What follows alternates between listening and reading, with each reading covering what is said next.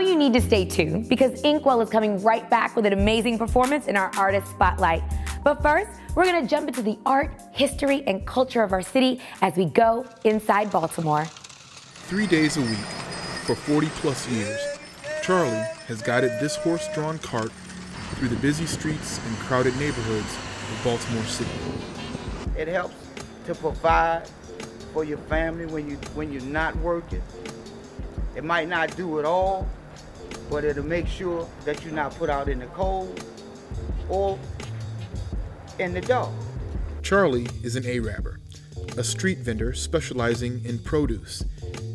His horse, donning the trademark Baltimore harness and plume, and his cart, painted in the traditional green and yellow, filled to the brim with fruits and vegetables, are a familiar sight to many Baltimoreans. The practice of Arabbing has existed in Baltimore for more than 200 years.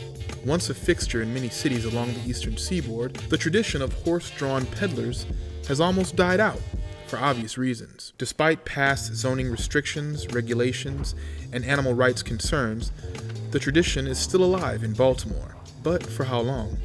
80-year-old Donald Manboy Savoy recalls a time when more than 400 horsemen were active in the city, delivering everything from firewood to Chesapeake crabs. I've been doing this over 65 years.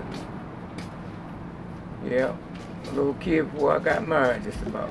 That was my livelihood, my horses. I had 20 horses at one time. It'd be quite a bit of stable in Baltimore City.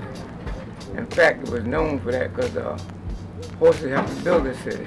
And look in the record book, and it would tell you that, you know. For the few remaining Arabbers, most were introduced to the craft by their fathers and grandfathers, legendary street vendors who were said to be horse crazy. I've been doing this since I was a little kid. If it wasn't for the older dudes, when I was young, them guys put that hustling in my ear, gave me a whole lot of impact on how to take an Arab wagon and go out there and use it as a job, not as a play toy or something to do. See, so you gotta I look at it like this.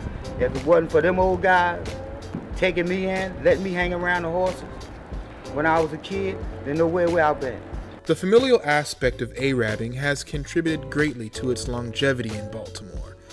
The passing on of horsemanship and salesmanship skills from father to son, combined with entrepreneurial hustle, has kept this holdover from the early 1800s alive and well. Perhaps just as colorful as their carts and produce are the men themselves who often advertise their goods with chants and songs passed down through the generations.